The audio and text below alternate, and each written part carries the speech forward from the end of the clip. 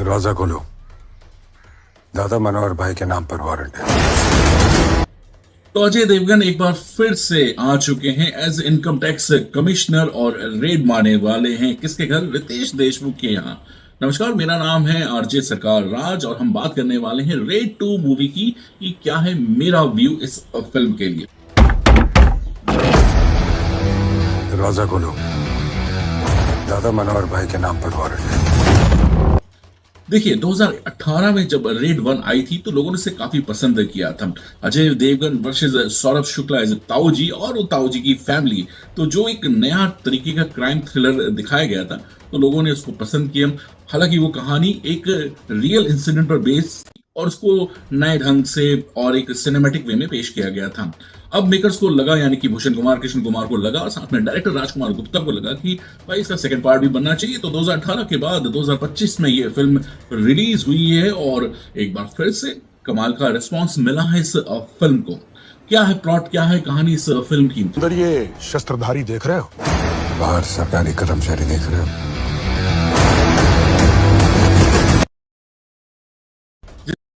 मेरी कहानी ये तो समझ में आता है, लेकिन कमाल की बात है डायरेक्टर राजकुमार गुप्ता को ये प्रेज करना पड़ेगा कि प्रेडिक्टेबल स्टोरी होने के बाद भी काफी एंगेजिंग बनाई है उन्होंने। तो एक कैरेक्टर है अमय पटनायक जो कि इनकम टैक्स से कमिश्नर हैं। अब उनको रेड मारना है किसके घर?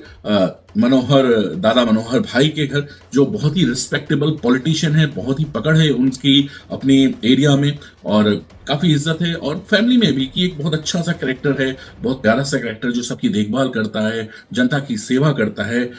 तुम्हें मालूम है तुम किसके खिलाफ जा रहे हो? मैं वहां की सरकार, वहां के सीएम नहीं, दादा भाई चलाते हैं। लेकिन इस कैरेक्टर का दूसरा पहलू भी है जिसको अजय देवगन का जो कैरेक्टर है अमय पटनायक, वो समझ जाता है कि कहीं ना कहीं यहाँ पर इनकम टैक्स की चोरी या पैसों का कुछ फेरबदल हो रहा है। वही ईमानदार अफसर है, आज हमारे घर पधारे छापा मारने। अब इसी पे सारी कहानी ताना बाना बुनी गई है और कई इंसिडेंट होते हैं, कई चीजें होती हैं। तो फर्स्ट हाफ थोड़ा सा स्लो सा लगेगा। यहाँ कुछ भी नहीं है सर, कुछ नहीं मिला सर, कहीं पे भी कुछ नहीं मिला। लेकिन वही सेकंड हाफ जो है वो काफी ज्यादा अचानक से एंगेजिंग हो जाता है, काफी कॉमेडी इन्वॉल्व हो जाती है और थ्रिल इन्वॉल्व हो जाता है। तो बात करते हैं फिल्म में जो एक्टिंग है, एक्टर्स हैं उनकी। तो सबसे पहले अजय देवगन की बात करते हैं as a income tax commissioner. एक बार फिर से उन्होंने काफी इंटेंस एकदम कमांड रोल किया है। मैंने कब कहा कि मैं पांडे हूं? मैं तो पूरी महाभारत हूं। और वो हमेशा से ही जसते हैं। अजय देवगन के बारे में ये बता दूं, जब से वो आए हैं एक इतने कंसिस्टेंट एक्टर है 90s से कि आप अगर देखें तो आज की डेट में अजय देवगन ही एक ऐसे एक्टर हैं जो किसी भी जॉनरा में हिट फिल्म दे रहे हैं। आप उठा के देख लीजिए, कोई भी एक्टर ऐसा नहीं होगा कि जो कॉमेडी में भी हिट फिल्म दे रहे हैं, जो सस्पेंस थ्रिलर में भी हिट फिल्म दे रहे हैं, जो पीरियड ड्रामा फिल्म में भी हिट दे रहे हैं, जो देशभक्ति की फिल्में बन रही है उसमें भी हिट दे रहे हैं, एक्शन थ्रिलर फिल्म में भी वो हिट दे रहे हैं। तो हर जॉनरा में इतने कमाल के वो रोल कर रहे हैं और हिट फिल्में दे रहे हैं। तो सैल्यूट है अजय देवगन को भी, बहुत अच्छा रोल किया एक बार फिर से। रेड 2 में क्रेडिट अगर किसी और को भी देना है तो रितेश देशमुख, मुझे लगता है कि रितेश देशमुख एक की फैक्टर है इस फिल्म में लोगों को थिएटर तक ले जाने के लिए।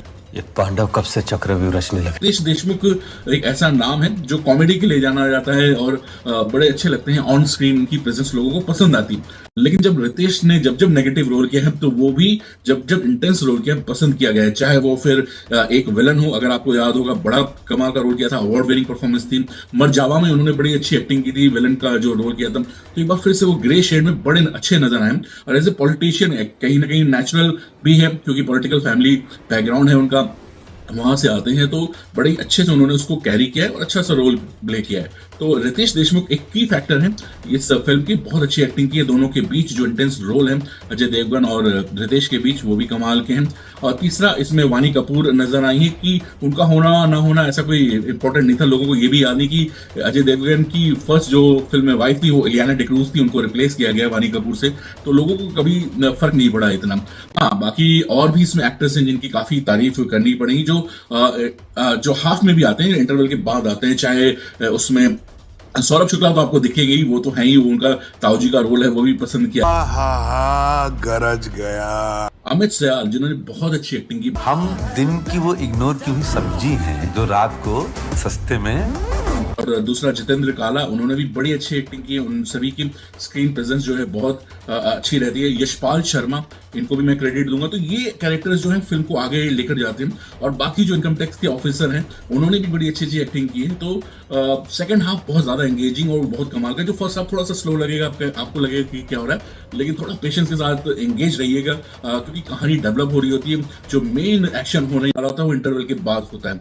तो ओवरऑल फिल्म बहुत कमाल की बनी हुई है। म्यूजिक की अगर बात करें, अमित त्रिवेदी, हनी सिंह का म्यूजिक है, तो ओके म्यूजिक है, ठीक है। तमन्ना भाटिया भी नजर आई हैं, लेकिन उनका वो गाना नहीं भी होता तब भी लोग देख लेते। लेकिन क्या होता है कि फिल्म में सभी को ध्यान में रखकर फिल्म बनाई जाती, सभी को कैटर करना पड़ता है। तो तमन्ना भाटिया आजकल हाउस होल्ड नेम है कि उनका आइटम नंबर होना चाहिए, तो शायद इसलिए वो उनको रखा गया।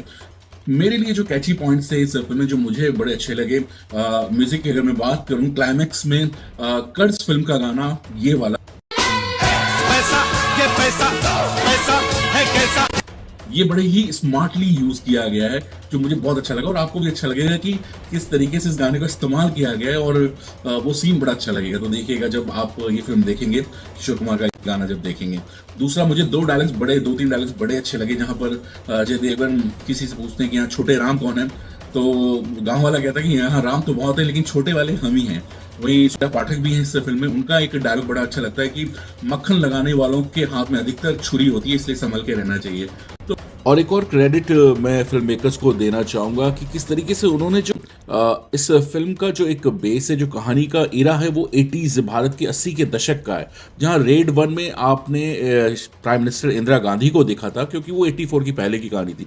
वहीं पर यहाँ पर आप देखेंगे प्राइम मिनिस्टर विश्वनाथ प्रताप सिंह की एक झलक वाला कैरेक्टर दिखेगा, जो बताता है कि ये कहानी 1989 के आसपास की है, क्योंकि प्राइम मिनिस्टर विश्वनाथ प्रताप सिंह 1989 से 1990 के बीच करीब 11 महीने तक वो प्राइम मिनिस्टर रहे थे। तो ये सैल्यूट है फिल्म मेकर्स को, जो बहुत ही बारीक से बारीक चीज़ों पर भी उन्होंने ध्यान दिया। ओवरऑल थिएटर में जाइए, इस फिल्म को देखकर आइए, फैमिली के साथ देखकर आइए, एंजॉय करेंगे। अच्छी फिल्म है, अजय देवगन, रितेश देशमुख हैं और राजकुमार गुप्ता ने डायरेक्ट की है, और ऑफकोर्स पैसा वसूल फिल्म है, तो मजा आएगा। तो ये था आज का रिव्यू, आज का मेरा व्यू। अगले वीडियो में मिलते हैं। Chill then, love you all, take care, bye bye. This is Sarkar Raj signing off. नमस्ते। चक्रव्यूह में फंसोगे तो गुस्सा तो आएगा ही।